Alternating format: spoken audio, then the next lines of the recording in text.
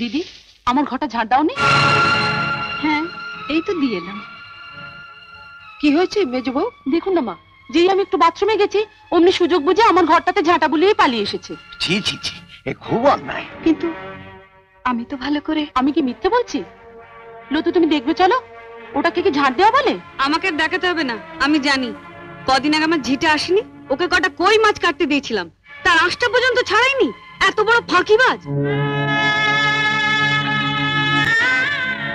মা দেখুন, আমার রোজ রোজ এই খিটিমিটি ভালো লাগে না।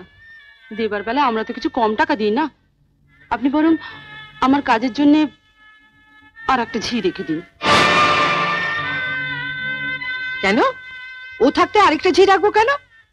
ও তাহলে সারাদিন কি করবে? বসে বসে গিলবে? বড়দা কম টাকা দেয়, কোথা খেটে খুটে পুষিয়ে দেবে তা না।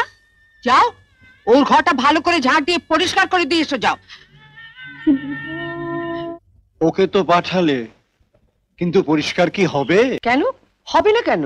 ঝাড় দিলে তো ঘরের ময়লা সাফ হবে, কিন্তু তোমার মেজো বউয়ের মনে যে ময়লা জমেছে, শতবার ঝাড় দিলে তো সে ময়লা সাফ হবে না, যদি না ওকে ঝেঁটিয়ে বার করে দেওয়া হয়। আজ আসুক আপনার মেজো ছেলে, আসুক। বাবা তোমাকে এত বড় কথা বলেছেন? বলেছেই তো, আমি আর এ বাড়িতে একদিনও থাকবো না যদি তুমি ওর একটা বিহিত না করো। চলো তো, চলো আমি দেখছি, চলো।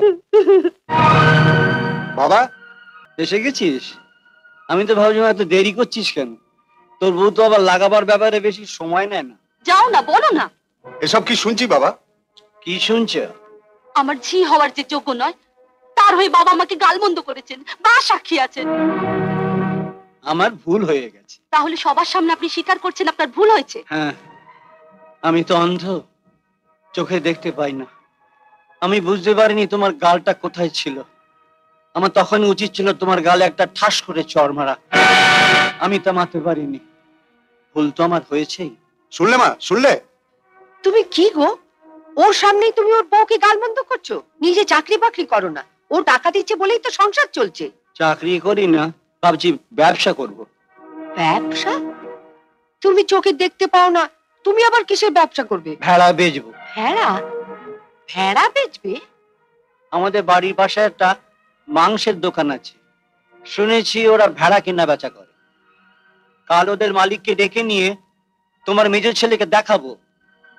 আমার মনে হয় ওদের 4 পেয়ে ভেড়া আছে, তোমার 2 পেয়ে ভেড়ার দাম ওরা বেশি দেবে। তুমি আমাকে ভেড়া বললে? ও, তুমি বুঝি দেখেছো দোকানে পাঁঠাও বিক্রি হয়? তা বাবা, তোমাকে পাঁঠা বললে তুমি কি বেশি খুশি হতে? মা তুমি শুনলে? সবই হতচ্চারির জন্য।